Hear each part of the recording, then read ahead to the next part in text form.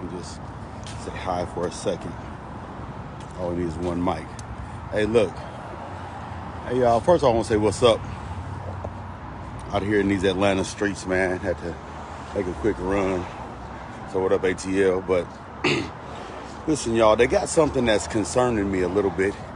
And I know it's Sunday morning. For everybody going to church, I want y'all to pray for it and pray against it because it's something that's really harmful to our society. I see it a lot on social media. Well, I see the results of it on social media. But, you know, back in the 80s, we had, you know, it was a crack epidemic. And now you got opioid addiction. And now in 2021, about to be 22, we have this audacity. You know, that's the new drug, the audacity.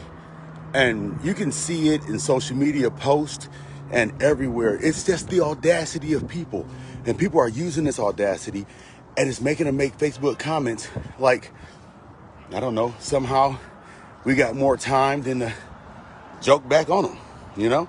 So I do want to let people know that are attempting to use audacity and to use that audacity to make comments as if I won't search your pictures and come for you, you know? I just want to make sure that we're watching ourselves, you know, as a society, that when you're with your friends and they may say something about somebody, but hey, girl, it's the audacity for me, 100% pure, unfiltered, not from concentrate, audacity, the audacity, and you can see it. You're like, that's that audacity. Let me look through these pictures because maybe they don't. It's audacity. They're on the audacity. She needs to get her makeup done. Well, let's see how your makeup looks. She was on audacity. That's what it was. It was the audacity for her. It's the audacity for me too. Now, I like audacity because it makes you do bold things, but really? Coming for people like that? No.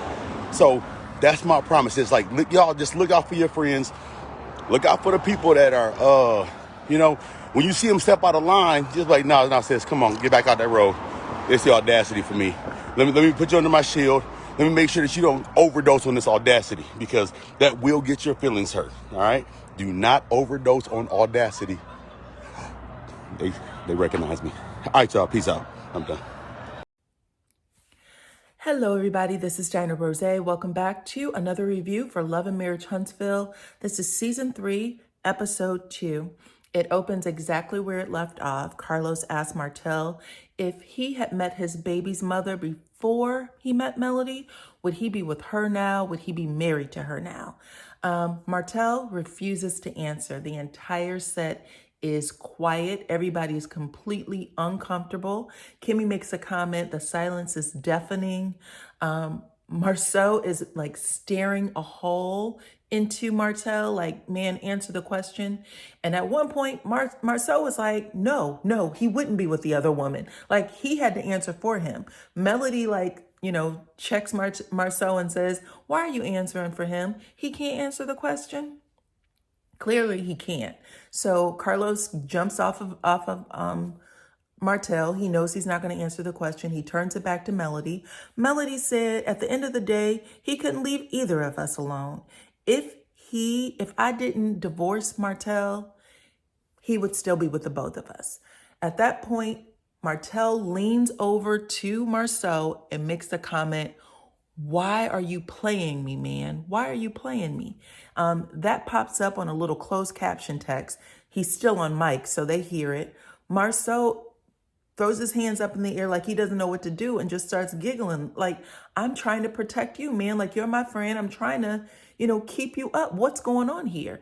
Marsau drops his head in his hands and he's like, I don't know what to do. So at this point, they're divorced. Y'all can stop protecting Martell just because you're messing up your own lives, to be honest. So Carlos makes the comment, well, Melody, maybe your love wasn't enough for Martell. And Melody said, I absolutely was enough for Martell. I don't accept that. These cameras aren't with us all the time. Me and Martell would have conversations all of the time. I would ask him point blank. And you know what his answer to me was? It was that I'm greedy. I'm just greedy. I want both of y'all. And when she said that, Martell actually nods his head yes. And he said, yeah, that was true. That's exactly what I said. That's true. So that tells you what his mindset is. Furthermore, she said, listen, I believed in Martell. I believed him. He has a way of convincing you of things. He has a way of making you believe in him. When he would talk to me, and I thought we had gotten through this, we would continue on our journey as husband and wife. We were going on vacations together. I was still having babies for Martell. I believed in our relationship. She said it wasn't until, and actually, when she was like, I believed in what he was saying. And Martell said, I believed in it too. Like, hell, I convinced myself that what I was telling you was true. And she was like, at the end of the day, I'm not the type of woman who, check phone records, but something was wrong in my house. So I pulled the phone records. And he ended up throwing his back out one day. He's on his hands and knees crawling up the stairs, make it to the bathroom. She hears him talking on the phone. She goes to see who he's talking to. The phone she recognizes is sitting on the countertop. He's on a different phone. So right now she realizes again, her world has exploded. Everything that I believed about what he was telling me was a lie. Our relationship is a lie. We're a lie. My life is a lie. Okay. But she was never okay with me and the other woman. She was just trying to get him to a place where she either believed in him and knew he was telling the truth, or she had to accept the fact that this man has no self-control. And that's all it is. He has no self-control. Carlos says, well, you know what? I think that I honestly, in my heart of hearts, believe that he tried to break up with this other woman. I think there was just more there. And Melody said, well, if there was more there, why isn't he with her now? Why is he with other women right now? He has the opportunity to be with her one-on-one and have that relationship. He chooses not to. She was like, there's something else internal wrong with Martell. Either it's his ego, addiction, insecurity. I don't know what it is, but it's something else, because he has no ability to be faithful. And she's absolutely right. There is something else wrong with him. Stop trying to make it deeper than what it is. Like he has feelings for this person. He doesn't. He doesn't have feelings for her. He's really clear that he doesn't. He's called her all kinds of names. And when he was in his private moments with Melody, he was telling her exactly how he felt about her. Now that he has an opportunity to be with her one-on-one all the time, he's still choosing no. He let his entire world blow up on him for a woman that he doesn't want to be with now. That tells us everything we need to know. The fact that we keep trying to put extra on it, or that, not we, because I don't think that, but the fact that that's the case, that everybody else is trying to put extra on it, Carlos is trying to put extra on it, that's a lie. That's not the case.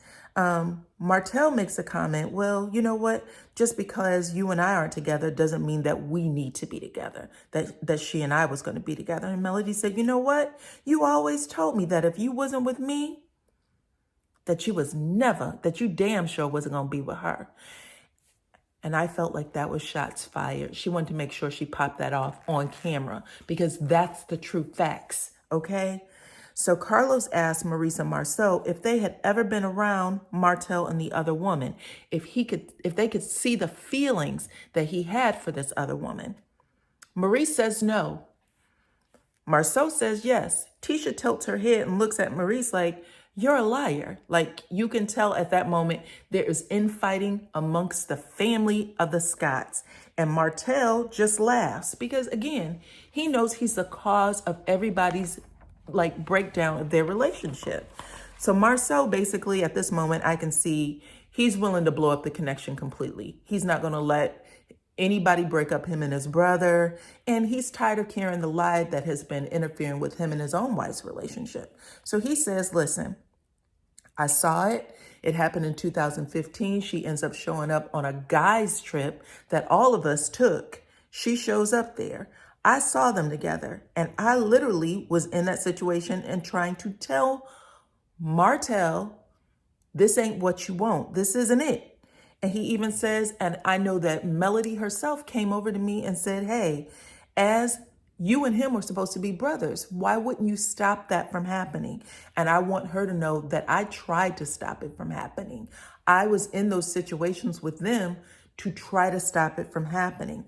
And I don't know how that works. You know what I'm saying? Like, I'm not sure. How often do you need to be in the company of your, friend and his mistress to tell him to stop that from happening before you realize, no. And especially if your friend is putting you in a situation where people in the street may be suggesting that you are also having a relationship with some person and it's getting back to your wife. So that was wild. But he says that, and he said that also that Martell is different around this other person. He's more aggressive. And I can see that because Martell, I remember when they had the first season where they all gave Martell a drink at the club. I think it was for Maurice's wedding. They were at the, what is it called? The bachelor party. And he got a couple of drinks in him. And then he ended up staying at one of the strip clubs and being way too touchy-feely with the stripper, while everybody else in the bachelor party, the entire group, left the strip club and left him there because I don't think they wanted to be a part of whatever, was about to pop off. They didn't even want to see it, so they left him there. But Melody makes a comment, isn't that something that you would bring another woman around your friends? And at that point, I think she was making a comment to Tisha too, because Tisha was trying to act like she wasn't a part of that, but she was. The other woman happened to have gotten on a live chat yesterday and made the comment that I met all of them. I hung around all of them. And by all of them, she was referring to Tisha and Marsau, Maurice, and I believe also Kimmy. Kimmy at one point tries to throw Marsau a life raft. She throws it out at him. It's like, how do you know that they were really, doing anything other than talking? Because sometimes you might think that they're doing something, but you don't know for sure. I don't think you knew. That's how she put it. And Marsau said, no, I knew. I knew that they were doing stuff. I knew that they were in a relationship. So Kimmy's attempt got tossed in the water. At this point, I think Marsau is just like, I'm done with it, which is, part of the reason why he made up that audacity video that I played ahead of this one. I'm tired. I'm tired of carrying Martell's bones. So there's that. Carlo asked Tisha what were her thoughts on Marsau meeting this other woman. Tisha said, I thought it was effed up. And that's pretty much it. Melody's biting her lip because I know Melody at this point knows that Tisha's isn't telling the full story, but she's okay with it. Kimmy says that she believes that Marsau should have left.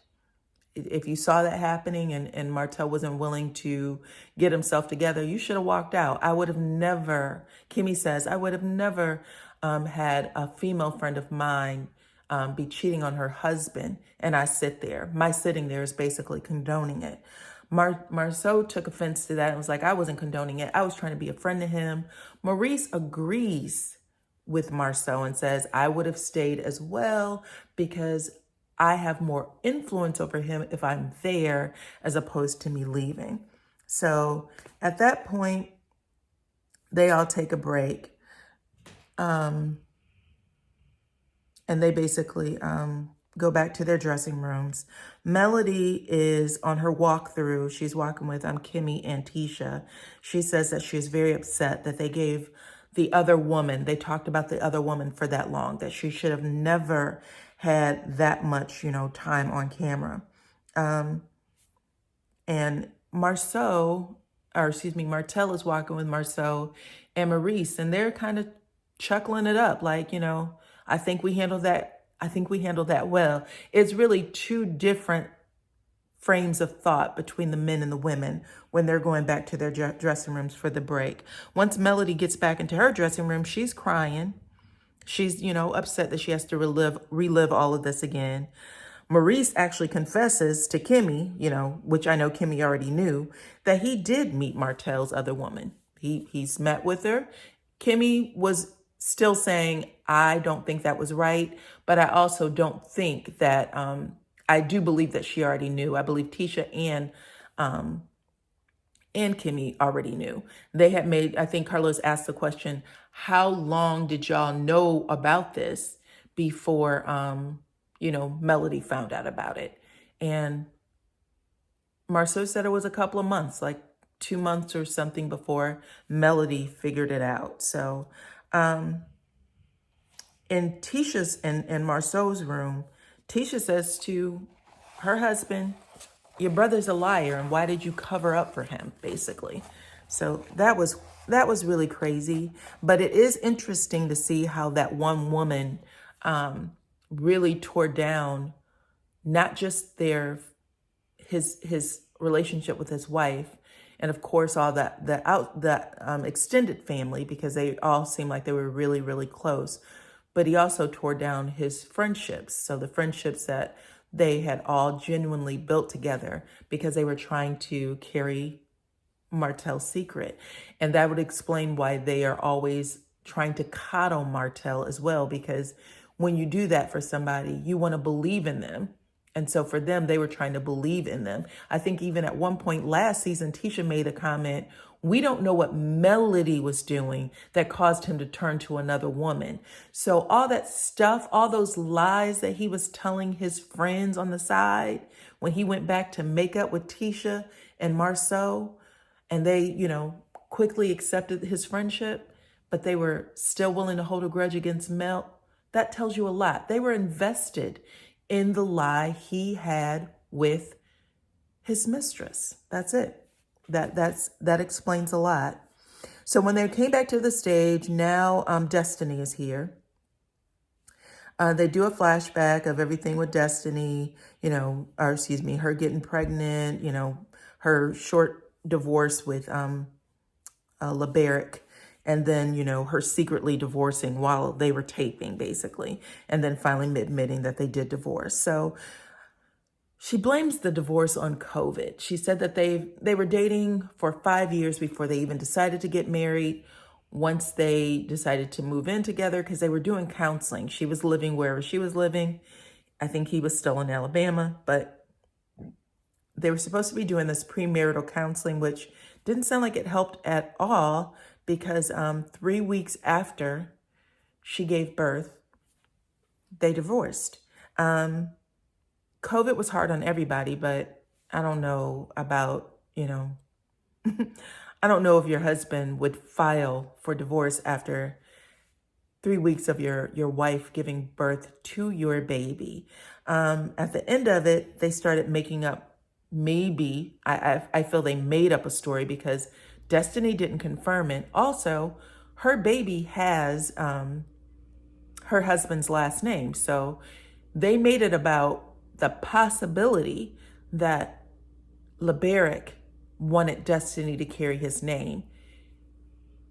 I understand legacy. I understand your children carrying your name. She was very clear on the fact that she had lost her mother and her brother, and that her name was all she had of them. Why she wasn't willing to hyphenate it, I don't know. But you don't divorce your wife and a new baby because of that. I don't think so. Furthermore, you don't have to be married to give your child their father's last name. Women have been doing that for years. Just write it on the birth certificate. It is what it is. So it all sounds really crazy. She basically said, we're still good friends. He comes over to the house. He hangs out with Law all the time. She's not dating. That's it. Her relationship on the show, what she gave us in the reunion, was no more transparent than what she gave us during the season. From there, we go to Tiffany and Lewis. That's the last couple. Carlos basically lets everybody know that people had petitioned for Tiffany to be fired, that she was called trifling, messy, rude. He asked her how she took on all those things. Martell actually said, well, if you're being called all that, then you're doing something right. But he asked Tiffany, how'd you take all of this? She said it was hard, that she was getting hundreds of thousands of comments every day on social media, and she thought about jumping off a bridge at one point, which is really hard to hear. I hate that that was the case. But she's still with us. She didn't jump off a bridge, clearly. Martell was really like their a supporter. We know that, Lewis and Tiffany had a hard time. She had said when she was talking to Tisha, and Tisha and I believe it was Destiny. They got a pretty tight friend group, and it was really hard for them to get into that group, like to do anything. I never once saw them ask Lewis or Tiffany any questions about themselves. I saw the point blank question Destiny asked about Tiffany, and she had made the comment she was, adopted. She found out that she was adopted from a neighbor, things like that. That was a lot of information, and it was a cool conversation between Destiny and Tiff. But I didn't see anyone else show any interest in either of them as a couple. They were really pissed off that they weren't transparent. They said, you guys use the word transparent a lot, but you weren't transparent about your relationships. Martell quickly pointed out, none of y'all are transparent about your relationships. And I was like, that's very true, because we've watched them since season 1 give us very, nice, neatly packaged details about things. This is what happened. We're going to make sure that the next scene that we tie this up in a bow, including last season. Y'all wanted to point out that y'all had Tisha and Marsau. Marsau wanted to make their problem seem financial. So he had this financial counselor come on at the end. Y'all relationship wasn't about financial. We already heard what Tisha's thoughts were. There's rumors about you having a baby out there. She's tired of hearing it. Marsau refused to say, I had an affair. I didn't. But what he did say is that he protected Martell's relationship and that we were going to stop doing that today. So that was interesting. That was pretty much it. That was the episode in a nutshell. There really wasn't anything else to talk about. I don't believe that Lewis is a punk. I will say that. I think that Marsau and Maurice they tried to push up on him a little bit. And I think even Kimmy made the comment, oh, I didn't like how you said if you had a shot in you, the conversation would have gone different. I think that if Lewis had a shot in him, the conversation would have gone different. I think that Maurice really was pushing a lot of buttons over some mess about monster vaping. The television audience, okay, that wasn't a big story for us. The bigger story for us was that he didn't tell you what happened with a child that lives under your roof. He left you completely unarmed. And then when people are coming at you on the street, telling you business that's going on with your family and your household, you don't know how to answer that question. That was the real shots fired that we didn't get to see resolved. So I felt like even in the reunion, y'all was pushing too much at Tiffany and Lewis to ignore that problem. Like, I wish Carlos would have asked, how did y'all resolve that? Why aren't you telling your wife more?